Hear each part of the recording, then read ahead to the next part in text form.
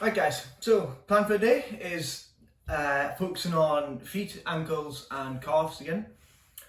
Today's focus is going to be mainly a little bit of it looking at foot strength. It's actually trying to strengthen the bottom of your foot up, hopefully to stabilise the ankle and calf as well. Reason being, I've seen quite a few people in the gym who I've spoken to about it as well, where their foot starts to cave in, either very flat footed or as they're squatting, the foot starts to collapse in over, so the foot rolls, gives way, ankle comes in, and then quite often either the knee rolls or the whole leg comes as well from the hip. Some people can get away with it, but chances are it's more of when you get hurt, not if you'll get hurt. And then if we can get it fixed, it'll provide you a much greater foundation for you to lift off. All right, so you feel far more stable from the bottom up.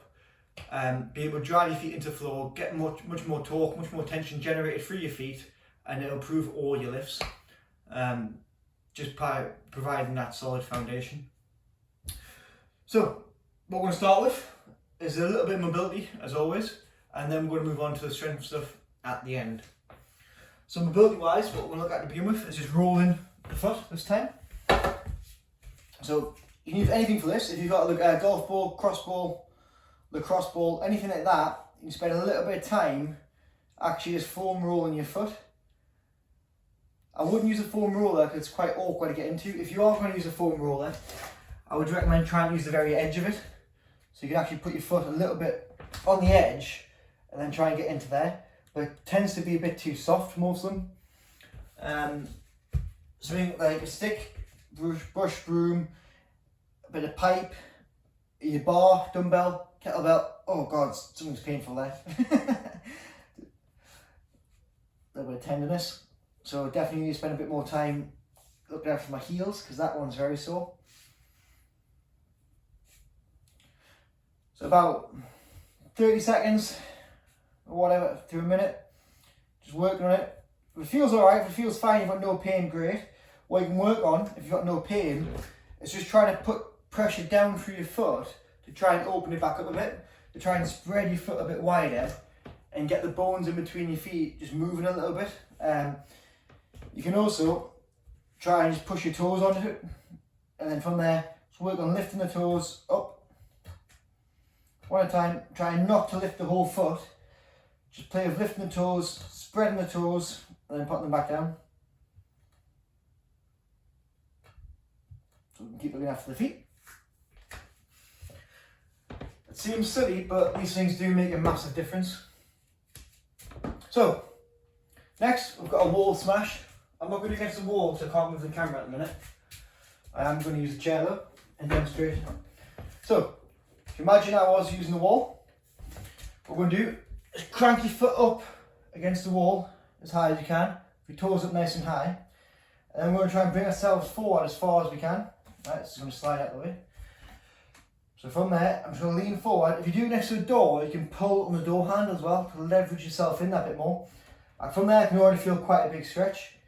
If you've got a chair or box, you can do the same against that and just load it with weight to stop it increasing. That's working alright at the minute because it feels very tight. So from here, I'm trying to keep my knee on the floor and drive my knee forward. Alright. Depending on where you're tight, you'll either get it down the back, up into your calf, you might get it at the top of the calf, or in the front here. Things to watch out for: hips twisting to alleviate pain. Try and keep yourself square as best as possible. A knee rotating or starting to twist. Again, we're trying to make it a bit easier. So that there, I can't really feel much. If I straighten my knee, straighten my hips and drive forward again, I'm going back to quite a deep stretch. Alright, so just be aware of that, the little tweaks. Make sure you do both legs. I'll start for about 30 seconds on each, just see how it feels. You want to spend a little bit of time in what's called the pain cave, alright? So just, experience that it is a bit of discomfort. Not too much, alright? You're not trying to destroy the muscle, tear anything, but you do want to spend a bit of time there where it's flirting with that boundary, so about 6 to 8 out of 10. And then ease off, go back into it. And over time, if it is an area you struggle with, try and build it up. Okay? Well, we have 2. 3. So next one, it's a little bit of both, a little bit of mobility, and a little bit of strength. What we're going to work on is start on one foot at a time. Just roll onto the front of the foot as high as we can onto the toes, and then pushing up through the toes onto the tips, back down, then lower the foot. So up, high as you can, push up onto the toes, back down, and roll. If you've got any issues with big toes, anything like that where they've fused over time, I'd probably just work on coming up as far as you can, then pushing, even if you have to roll the foot. It's going to take time for that to break down. Unless you've got it pinned, you do stand a good chance of being able to actually get some movement back. If it is really painful, really difficult, and you want to work on it, drop me a message and I can refer some physios to try and help with it. Alright? So for this, I'll probably go for 8 to 10 reps. Change legs, so it's going to get into the calf as well nicely, just a nice little activation of the calf. But it's also going to do right through the sole of your foot, tendons, just get things warmed up and moving, especially when it's this cold. If you go and running or anything like that, it's a good one to start getting your foot firing off. From there, we try and come up on both feet at the same time. Just that little rock up. We're going to try and keep our balance at the top. Rolling back. Pause, squeeze tight, back down. So I'm actively gripping the floor with my toes. Trying to keep that balance. Squeezing my feet nice and tight. What this is good for is when we're squatting, is actively pushing down through the balls of our feet, being very aware where they are and getting that strong foundation so we're gripping the floor, right? So when you squat, our feet shouldn't be relaxed, especially when we're loading it with weight. You should be quite active and firmly planted in the floor, even through your shoes. Next, we've got one that's going to be a little bit of everything. So it's going to be stability. We did it last week for your hips, but this week we're going to adapt it for your ankles, feet, and calves. So it's going to be the aeroplanes again, alright? But you need a band or T-towel. So a T-towel will work the same. So you're just going to pop it just under your big toe, right? So I'm not going to use anything else, just my big toe. And then we're going to do the same aeroplanes we did last week for the hips. So the aim is from there to come forward as far as you can, not letting the knee change. Rotate if you can. So there you can see how my foot's collapsed in over straight away, because I'm not letting this big toe move. So I'll try again. So come forward at the hips. Rotate. Trying to keep that foot strong. Back as far as I can. Oh, just recovered. Back to square. And then up. What you'll start to feel if you're doing it right is a sort of maybe a cramp or ache down the arch of your foot or under the sole of your foot. If you're quite weak and your foot's collapsed a lot, what you might find is as you come forward, you lose the tension of the band slides off. Okay? So just be aware, what we're trying to work on, it's not repping it out, it's keeping that control under the band.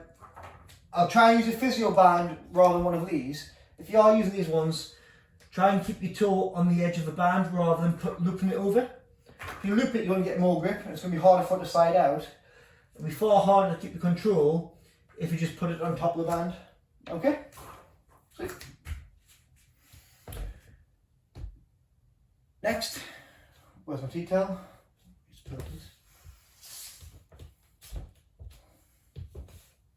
So, this is going to be for a video later on, but it'll work for now.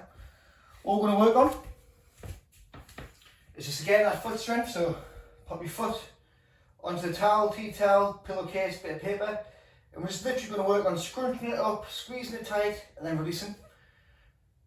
So about 10 to 20 reps, scrunching, towel, back out. Right? So now what you use for it, we're just trying to bunch it up under your toes, keep a hold of it nice and tight, and then release. Alright? Scrunch, release. The more stability we can provide to the feet and get them strong, the better the ankles will be, better your calves will be, knees, hips, back, everything else. Right? It's a chain reaction. So if your feet are a bit knackered at the minute and aren't quite functioning properly, or you know the rule, they're quite flat-footed, or if you've just never tried, give these a go. If it starts to ache and hurt quite quick, chances are you have got a bit of weakness or instability there. I definitely do my right one. That's why I kept losing my balance straight away as soon as I added the band. And hopefully by the time I come back, you'll start to realise that when you're squatting, it does make such a big difference being aware of your feet. Sweet. That's it for today, guys. Nice and short. Any questions, as always, any recommendations, drop myself or Jonny a message and we'll get them added to next week's videos. Alright.